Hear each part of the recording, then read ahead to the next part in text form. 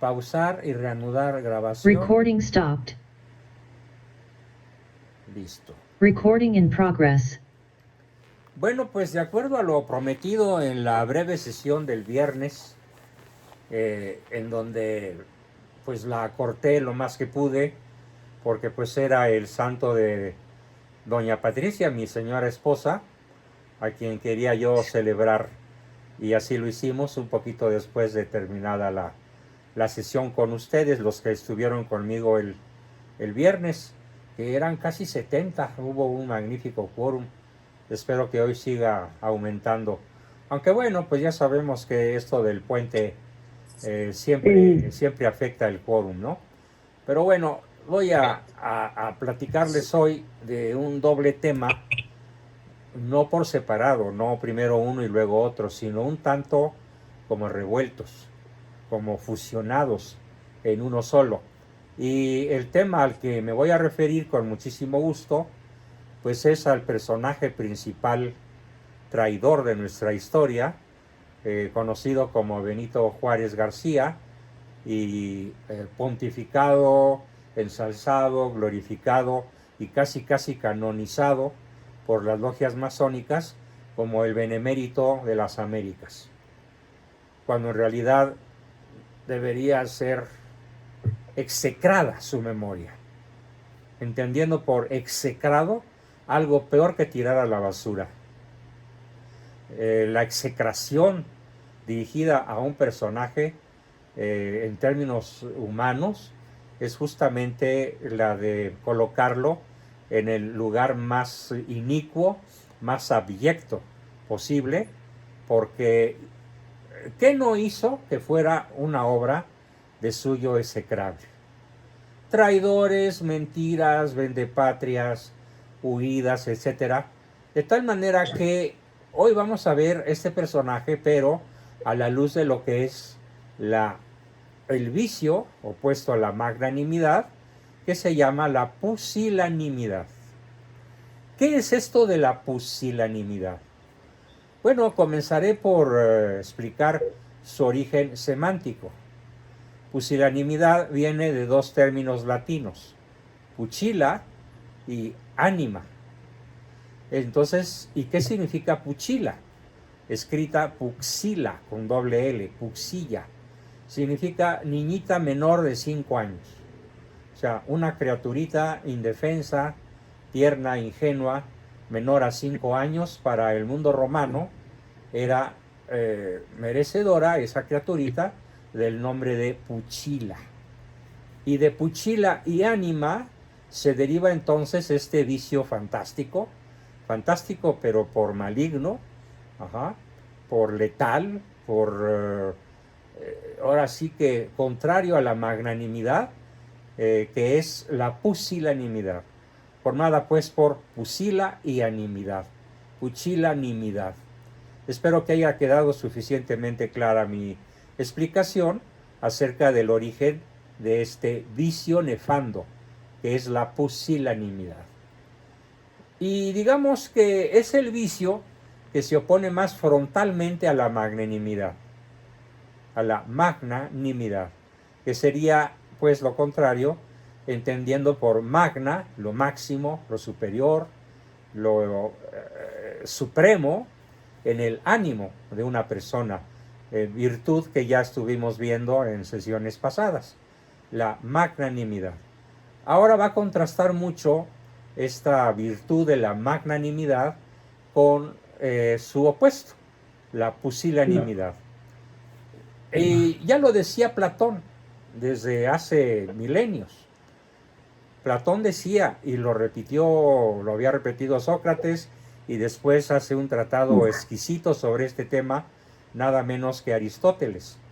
Y nos dice entonces que la mezquindad de espíritu es la pusilanimidad, y es, decía para Platón en primera persona, creo yo, un alma que debe buscar siempre lo divino y lo humano en su plenitud y universalidad, pero no lo busca. No busca ni la plenitud ni la universalidad. ¿Qué es entonces lo que busca? esta pusila ánima, alma pequeña, es la que se niega a la grandeza, es la que es... pero ojo, no se niega a la grandeza nada más porque sí, o nada más es el hecho de negarse a la grandeza. Es algo muchísimo peor. Es negarse a la grandeza pudiendo aspirar a ella. Y no solo, siendo capaz, con las dotes naturales, con los conocimientos, los talentos, las virtudes, las habilidades, siendo capaz de alcanzarla, prefiere el pusilánime, como Juárez, quedarse en lo más pequeño posible. Trátase también, esto lo dice Aristóteles, trátase de una falta grave, muy grave, contra la virtud de la esperanza. Trátase de una desesperación ilegítima que indebidamente aparta al alma de lo que es grandioso. Recurriendo, como siempre lo hago, para hacer mis escritos. A ver, voy a silenciar al grupo porque se oye mucho estruendo por ahí y no sé de quién proviene. Siguiendo pues a Santo Tomás, nos platica que la causa de la pusilanimidad son básicamente dos, una doble causa, dos categorías: las intelectuales y las del espíritu volitivo, de la voluntad, las referentes al intelecto y las referentes a la voluntad. Cuando se habla de la pusilanimidad nacida de una causa intelectual, se describe como la ignorancia en la que el alma se encuentra dentro de su propio estado, dentro de sus capacidades y dentro de su vocación, totalmente alejado.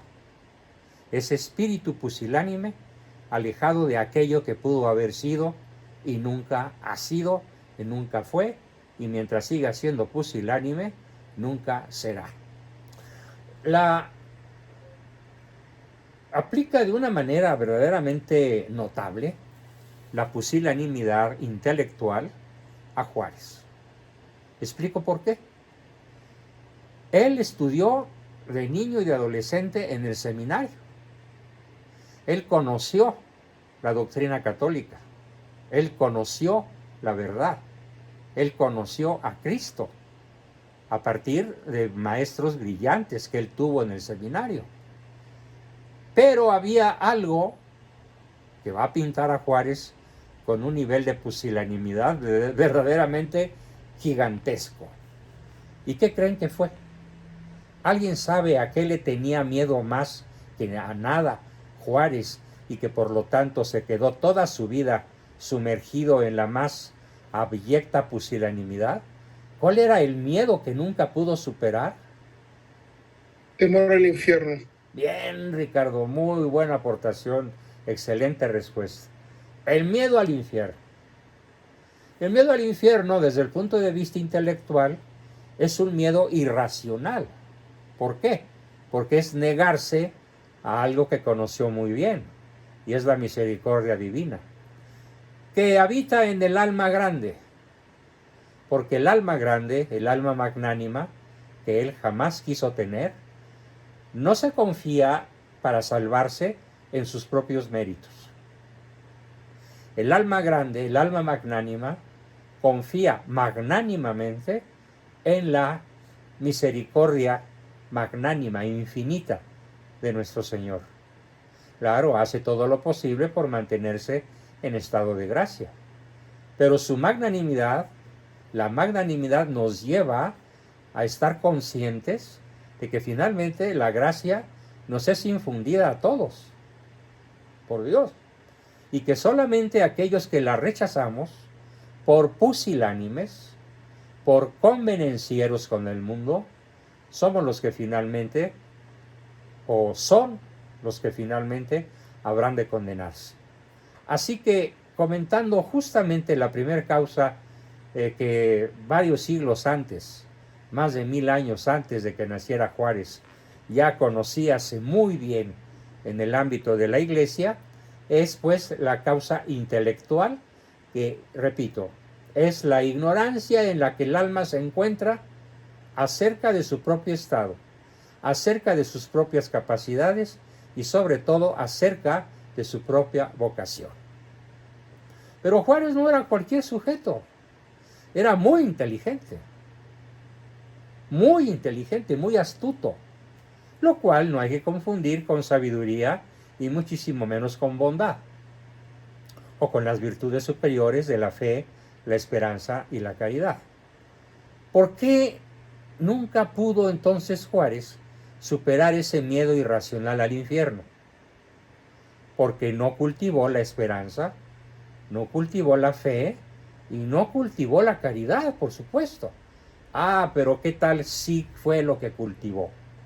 El afán de poder, el afán de poderío. Para lo cual los hombres inteligentes de aquella época, como los de ahora también, saben muy bien que pueden escalar las cumbres del poder desde la masonería. Y que la masonería les va a pedir a lo largo de su vida, mientras van subiendo del grado 1 al grado 11, según la confesión o según el tipo de masonería que se practique, y la más conocida hasta el grado 33, cada grado les va pidiendo un juramento nuevo, a la vez que les va disque otorgando un conocimiento nuevo también. Así que entonces se negó a sí mismo a medir sus fuerzas y realizar lo que estaba a su alcance desde el punto de vista de la inteligencia. Nos dice Santo Tomás que esto también es lo que yo he dicho muchísimas veces, y ya parezco cuando lo digo disco rayado, pero vale la pena repetir el concepto: ignorancia culpable, ignorancia invencible, en grado culpable, o ignorancia culpable en grado invencible. El orden de los factores no altera el producto. ¿Por qué? Bueno, pues porque proviene de la pereza de la inteligencia, en razón de la cual desdeña medir sus fuerzas o realizar lo que está a su alcance. ¿Qué hubiera estado al alcance de Juárez? Ha tenido a sus fuerzas, a sus dotes intelectuales, a las oportunidades que tuvo de hacerlo. Hubiera podido luchar por el poder en buena lid, por su inteligencia, por su cultura, por sus conocimientos, pero a lo que se negó fue hacerlo por medio de las virtudes humanas mínimas requeridas para alcanzar la magnanimidad, y entonces él prefirió quedarse en la pusilanimidad intelectual. Pero esto no es todo. Santo Tomás también nos habla, y yo saco aquí algunas notas escritas por él en la Suma Teológica, que viene también la causa ya no racional, ya no atribuible a la inteligencia, sino la causa atribuible a la voluntad. O sea, la culpabilidad volitiva, la culpabilidad de la falta de fuerza, de falta de voluntad para aplicarse a las tareas magnas del espíritu valeroso, del espíritu fuerte, en el sentido de la fortaleza. Y entonces aquí yo puedo decir, sin ánimo, sin el menor temor a equivocarme, después de leer ampliamente a estos autores, Santo Tomás, su maestro, a San Buenaventura y a otros de esa talla, de ese nivel, que viene a escala volitiva la pérdida de la magnanimidad y el ingreso a la pusilanimidad por la seducción de los placeres, sobre todo de los placeres carnales, aunque en Juárez el máximo placer nunca fue el placer carnal. Que se sepa, pues no tuvo una vida sexual desordenada, parece ser que hasta donde conocemos su historia, pues vivió al lado de Margarita Maza de Juárez toda su vida, y hasta donde se sabe, pues ella nunca se quejó de un adulterio.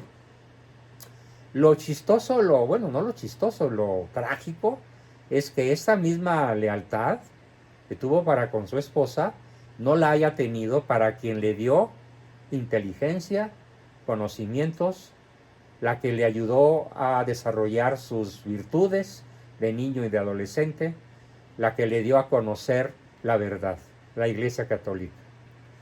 Así que esta seducción volitiva, atribuible a la voluntad y no a la inteligencia, ahoga en el alma, como lo ahogó en el gusto de Juárez, ahoga el gusto por la grandeza y la acobarda ante lo que se muestra como demasiado arduo. Ah, qué arduo fue para Juárez, por ejemplo, enfrentar a sus adversarios.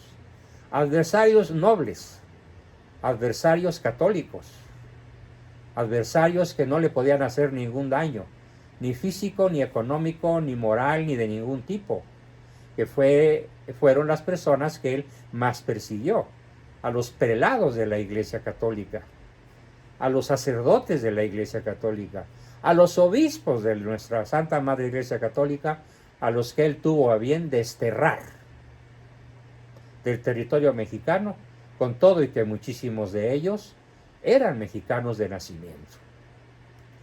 Así que este hecho juarista es probablemente el más tremendamente claro acerca de su excesiva pusilanimidad. Una persona demasiado delicada, una alma impura, una alma en busca de la grandeza pero no conseguida en buena lid, está condenada a la pequeñez. Y Juárez quedó condenado a la pequeñez a lo largo de toda su vida.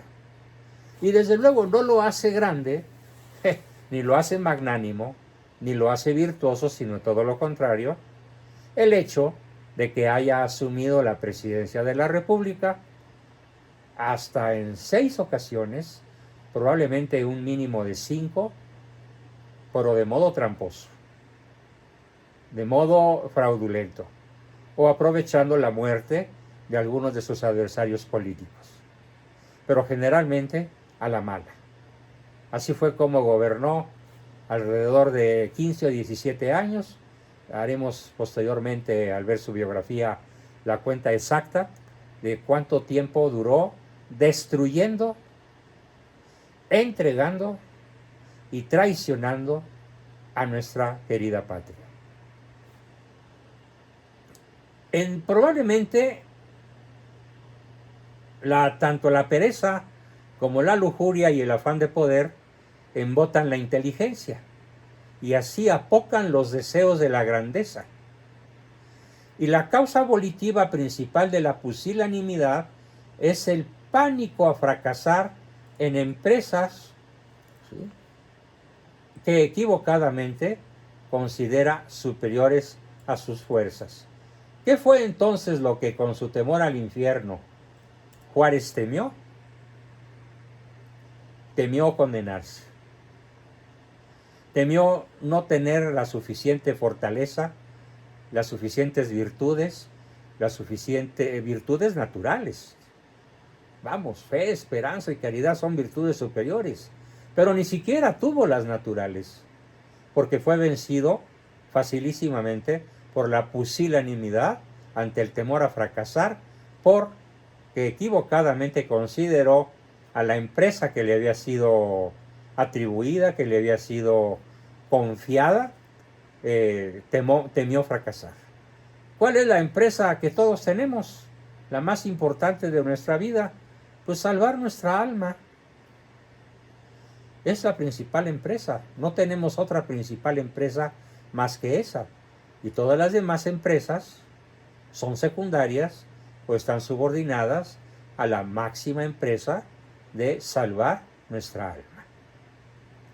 Bueno, él se negó a salvar su alma y cuenta, como lo decíamos antes de comenzar la sesión, cuenta la historia, y aquí vale la pena referirme ya con un quórum bastante muchísimo mayor que el que teníamos cuando andábamos comentando esta triste historia, que el señor obispo de León cuyo nombre en estos momentos no recuerdo,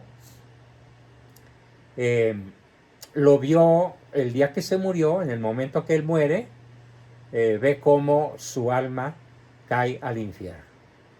Entra al estar celebrando misa, se desmaya en pleno altar, su sacristán se acerca a asistirlo, le pregunta qué le pasa, y ya despierto y recuperando la lucidez, les cuenta a los oyentes que lo rodean: acabo de ver caer el alma de Juárez al infierno.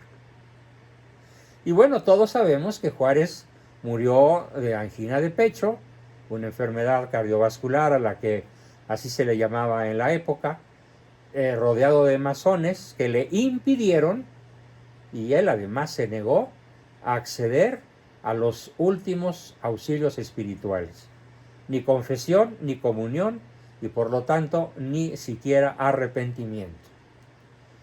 Entre que le empieza el ataque cardíaco y rinde su espíritu al Señor, pudieron haber pasado algunos segundos o algunos minutos. Algunos médicos dicen que hasta puede ser cuestión de horas entre la muerte aparente y el rigor mortis, o muerte irreversible, donde ya el cerebro empieza a descomponerse. Y no sabemos si en ese lapso de unos cuantos segundos o de unas cuantas horas, Juárez haya tenido tiempo de arrepentirse.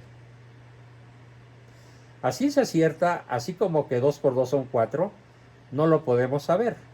Pero desde luego, lo que sí nos inclinamos a creer, más que a saber, a creer, es el testimonio de una persona que no tenía por qué sufrir esa visión y tampoco tenía por qué contarla, o por qué, mejor dicho, mentir acerca de eso, porque era una persona que gozaba de una amplísima y bien ganada fama de persona virtuosa, el señor obispo de León, cuyo nombre por ahora se los debo, porque esta memoria de teflón que ya tengo a mis 80 y pico, pues no me permite recordar siempre todos los datos, pero estoy seguro que lo tendré a tiro de tecla. Ricardo, si nos puedes ayudar con esa búsqueda, te lo agradecería mucho, pero y si no, pues yo lo haré en la semana. De hecho, ya lo había adivinado y ya lo estoy buscando precisamente. Excelente. Bueno, continuando pues con la pusilanimidad a la vez que con Juárez, todo lo que mantiene al alma en el miedo, aquello que la desalienta, aquello a lo que teme, engendra la pusilanimidad. Y el ánimo de Juárez, lo que más privó, lo que más lo mantuvo sujeto a una absurda y perversa pusilanimidad, fue pues el miedo al infierno. La falta de fe en quién es Dios, remunerador, quién es Dios justo, quién es Dios misericordia, quién es Dios la verdad, el bien y la belleza sumos. Él sabía todo esto. Bueno, pues su alma quedó ultrajada por su propia pusilanimidad, quedando envilecida incluso ante sus propios ojos. Es el caso pues de un alma atribulada, abrumada de tristeza, demasiado triste, que queda como divorciada de los pensamientos sublimes y de la alegría que tenemos, los que tenemos esperanza y los que conocemos de muchas maneras la misericordia de Dios. El alma deprimida por el temor o la tristeza, digo Ya yo, tengo el nombre. ¿cómo se llamaba? El arzobispado de León, Guanajuato, fue erigido como tal en 1864 por el Papa Pío IX. Y su primer arzobispo, que fue de 1863 a su muerte en 1881, fue el arzobispo don José María de Jesús Díez de Solano y Dávalos. Magnífico. Díaz de Sollano, ¿no? Perdone, tiene toda la razón. Díaz de Sollano. Yo me acordaba del y Dávalos. apellido Sollano, pero no de su nombre completo. Gracias, Sí. Ricardo. Magnífica aportación. queda grabada. José Antonio Lo voy Díaz, a poner en el chat. ponlo en el chat, por favor. Pero también mándamelo a mi WhatsApp, ¿no? Por favor, para difundirlo todavía más, lo más posible. Con todo gusto. Bueno, pues esta alma tribulada, el alma de Juárez, abrumada de tristeza, de mala tristeza, quedó divorciada de los pensamientos sublimes y de la alegría de la esperanza. ¿Por qué? Porque al divorciarse de la esperanza, al divorciarse de la alegría, de la fe y de la misericordia divina, el alma queda deprimida y ya no podrá remontar el vuelo. Con mucha facilidad esgrimiera la causa de lo que busca, que es los honores terrestres, los honores mundanos, que fue aquellos a los que prefirió Juárez, pues porque los tenía a tiro de piedra. Los tenía con el solo mover su manita y decir: sí acepto el juramento de odiar por toda mi vida y perseguir a la Iglesia Católica, y considerarla, y así proclamarlo, como la principal causa de las desdichas humanas, a la Iglesia Católica, no como la única y principal, o principal al menos, fuente de salvación. Y como dice Santo Tomás, regresando un poco a él, son dignos de alabanza los que desprecian los honores, de modo que no hacen nada improcedente para alcanzarlos, ni los aprecian en demasía. Pero aquí viene la acotación del santo. Pero sería igualmente reprobable despreciarlos, tanto que no se cuidara de hacer lo que es digno de honor. De este modo, trata del honor la magnanimidad, procurando hacer las cosas dignas de honor, pero no de tal modo que se estime en demasía el honor humano, sino, como lo decimos los alumnos que todavía conservamos el lema jesuita, ad maiorem Dei gloria, para la mayor gloria de Dios. Bueno, pues esto fue lo que Juárez se negó a hacer, y entonces se entregó, dentro de la máxima pusilanimidad posible, se entregó a un verdadero pecado, porque atenta contra la ley de Dios puesta en el hombre por Dios, que nos impide, al atentar contra esa ley, nos impide desplegar toda la actividad de la que somos capaces. Me acuerdo en estos momentos de aquel modelo bíblico de cuando nuestro Señor relata la historia anecdótica de aquel siervo malo que enterró el dinero recibido de su Señor, no queriendo negociar con él para no arriesgarlo. Así como por la presunción se sobrepasa la propia capacidad al pretender más de lo que se puede, así el pusilánime como Juárez falla en esa proporción con la capacidad propia al negarse a atender hacia aquello que le es proporcionado a la misma. Es un pecado tanto más serio cuanto que lo condena a la mediocridad. Aunque bueno, Juárez, más que un mediocre, fue un perverso, un verdadero perverso.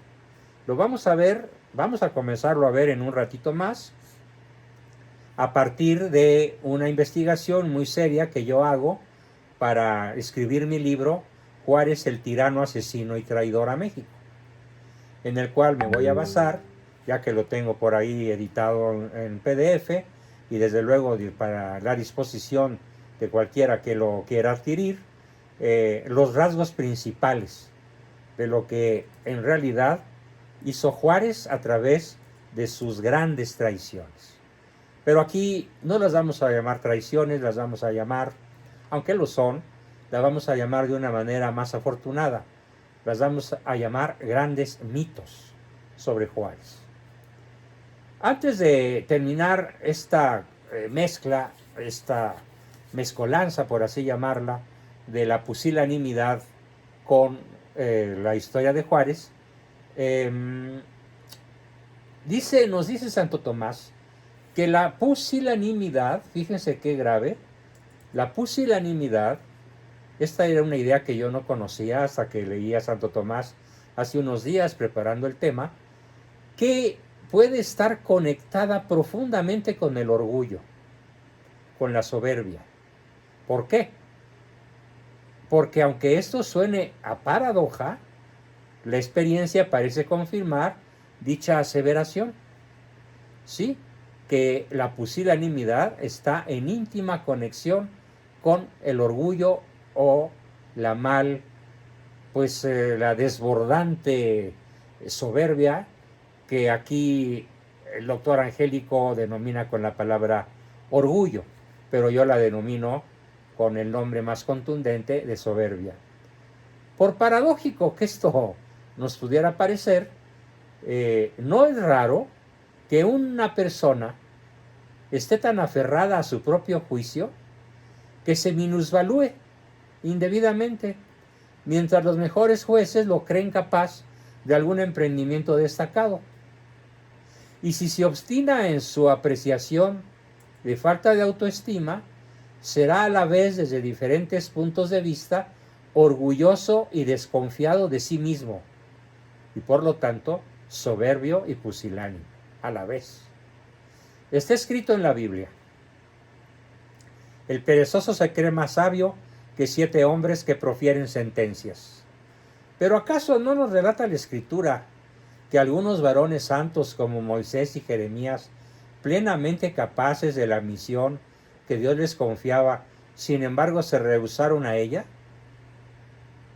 Bueno, y para esto voy a citar otro texto que me encontré por ahí, de Santo Tomás, que cita a San Gregorio Magno, uno de sus maestros, y dice: quizás hubiera sido soberbio si hubiese aceptado sin temor la dirección de su pueblo, y lo hubiese sido también de no haber obedecido el mandato del Señor. Refiriéndose a quién, a Moisés. Y agrega: Moisés y Jeremías fueron capaces de la misión a la que Dios los destinaba, y lo fueron por la divina gracia. Pero ellos la rehusaban al considerar la insuficiencia de su propia debilidad, aunque no de un modo pertinaz, no de un modo tosudo o terco, lo cual los hubiera llevado a la soberbia. Como se ve, pues, la pusilanimidad no es incompatible con la soberbia, porque además, ¿cómo voy a arriesgarme a perder? ¿Cómo voy a arriesgarme a algo que me coloca en peligro? Mientras que el magnánimo afronta el peligro, afronta el riesgo, afronta lo más difícil, aunque intelectual y afectivamente pudiera sentirse tentado a ceder ante la cobardía, ante el miedo, ante el temor. ¿Por qué? Porque el magnánimo no es, como les dijera, no lo es así de simple y ya. No, más bien la verdadera magnanimidad consiste en que, a pesar de que se tiene miedo a la humillación, miedo a la derrota, miedo a la propia debilidad, se decide confiar en Dios e incluso, como lo dice sabiamente Santo Tomás, confiar en los dones que Él me dio para lograr la hazaña que desde el punto de vista vocacional Él me está pidiendo que cumpla, mi vocación. Juárez se negó pues a vivir su vocación.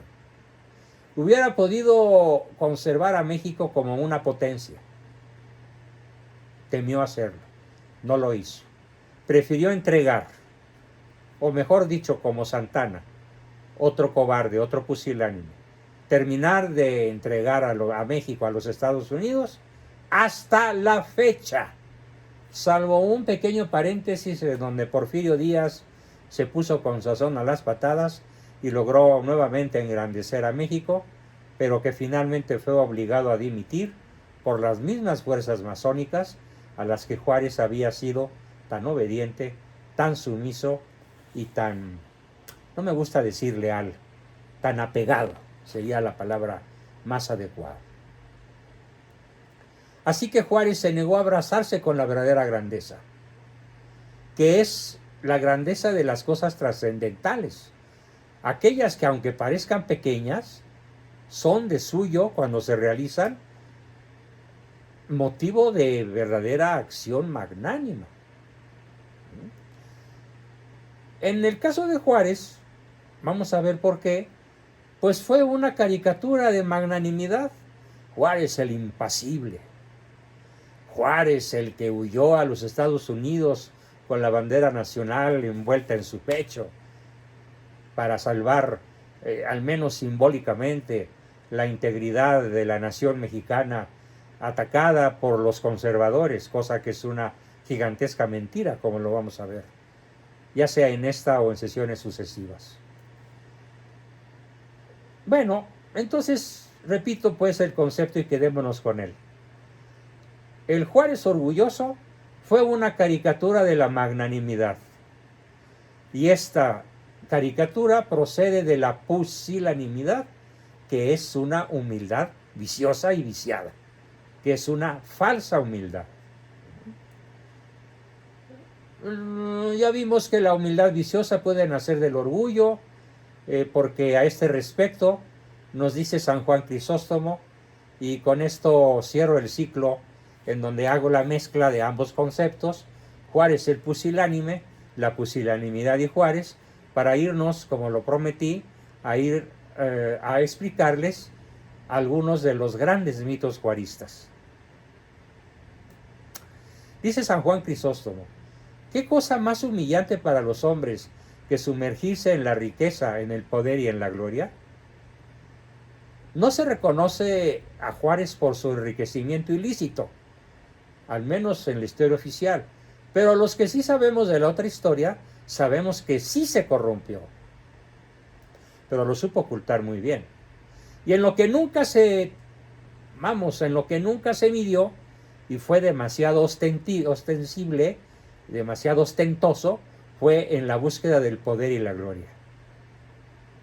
Hay en ello, dice San Juan Crisóstomo, una doble humillación. Esos infelices como Juárez, que se arrastran por la tierra, tienen la presidencia, por ejemplo, el poder, por ejemplo, la fama y la gloria, por ejemplo, los honores, por ejemplo, las tienen a la manera de los niños, que tienen por grandes las cosas pequeñas, es decir, sus juguetes. La analogía es perfecta. Juárez jugó con el poder y la gloria como un niño con sus juguetes. La opinión de los niños no demuestra que esos objetos sean grandiosos, demuestra solo que el espíritu que las admiran a esas cosas, que las poseen de manera díscola, como él poseyó el poder y la gloria, son en realidad débiles y soberbias, en el mal sentido de la palabra. Y ser hombre, haber llegado a la madurez de la edad y tener por gran cosa las mesas bien servidas, las prostitutas, el honor, el lujo y la gloria. Cierro aquí esta parte de mi explicación de hoy, sin dar todavía por terminada la sesión.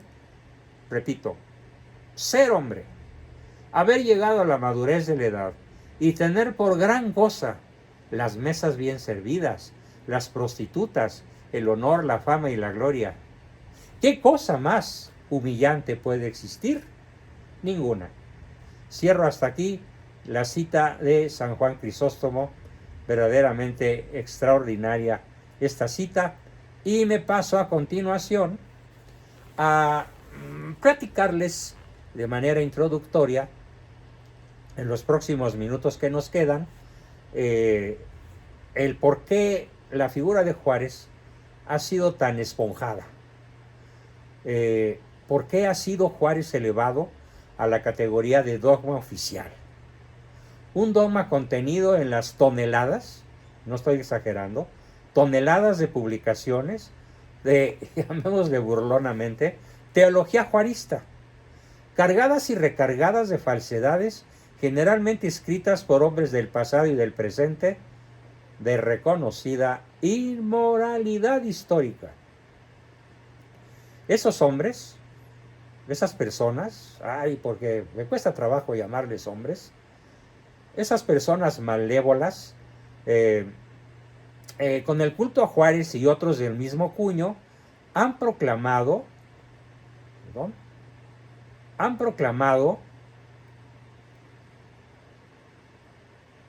se me escapó, perdón, han proclamado y siguen proclamando una verdadera impudicia en historia. Dicen, buscaba la cita y ya la encontré, dicen que esta ciencia, la historia, tiene por objeto material y formal la veneración de los héroes y la execración de los antihéroes o de los culpables. Nada más falso. La ciencia, verdaderamente ciencia histórica, no tiene ese objeto ni formal ni material, la de la veneración de los héroes, no. Entonces, ¿qué es lo que realmente es el objeto formal y material de la historia? La verdad. Darnos a conocer la verdad tan cercana aproximadamente o verídicamente y auténticamente, sobre todo con documentos, como lo vamos a hacer en estas sesiones, la verdad. Toda la verdad y nada más que la verdad y siempre la verdad. Claro, a veces es difícil juzgar acontecimientos del pasado con la óptica del presente, pero para eso son los documentos. Para eso son, por ejemplo, los tratados que con diversas naciones, Estados Unidos, Francia, Inglaterra, etcétera, firmó Juárez, en profundo detrimento de la nacionalidad mexicana, en profundo detrimento de los habitantes de este país. Y además, un detrimento tan profundo que se arraigó a lo más hondo de nuestra historia, y hoy más que nunca el juarismo está plenamente vigente en todo el país, en todas las escuelas públicas y aún incluso en muchas privadas, en todas las universidades del estado y también desgraciadamente en algunas privadas. El mal juarista es como ese monstruo de la serie Alien, Alien 1, 2, 3 y 4, un monstruo invencible que aparece y reaparece y desaparece y vuelve a aparecer en mil y un formas, mutando hasta que una valentísima heroína protagonizada por aquella famosa actriz Sigourney Weaver logra vencerlo. Bueno, pues aquí no hemos tenido ninguna heroína semejante a esa analogía cinematográfica que hago de que finalmente Alien se ha vencido. No, Alien, ese sujeto extraño venido del espacio infernal, sigue en poder de México. Y hoy lo vemos más que nunca a través del peor de los gobernantes que hayamos tenido, a la par de Juárez, Manuel Andrés López Obrador. Y créanme, no hay odio para él, no hay odio. Sí hay desprecio, por supuesto, y no lo voy a negar. Sí hay coraje, sí hay indignación de mi parte. Por supuesto que las hay, pero no hay odio, porque no le deseo el mal a Manuel Andrés. Le deseo que se salve, le deseo que se convierta, le deseo que sea dócil a los innegables efluvios de la gracia divina que le deben estar llegando a su conciencia a todo momento. Eso es lo que le deseo.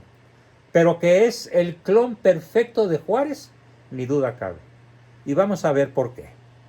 A lo largo de estas sesiones vamos a ver por qué esta manera de hablar de la historia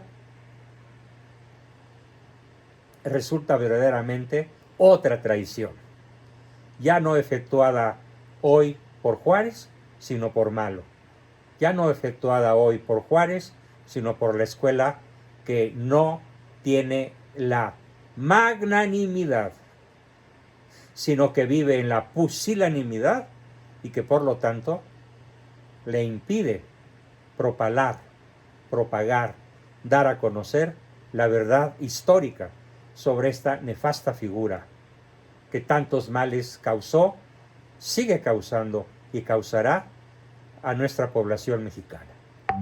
Bien, con esto terminamos nuestra exposición de hoy y antes de entrar a las falsedades, que van a ser 10 grandes falsedades sobre la actuación de Juárez a lo largo de su vida, demos paso a sus preguntas, comentarios, aportaciones, opiniones y siempre cuestiones muy valiosas a las que todos ustedes generalmente nos hacen participar. Bien, adelante Ricardo, si quieres comenzar tú, por favor. Te escuchamos y luego Andrea.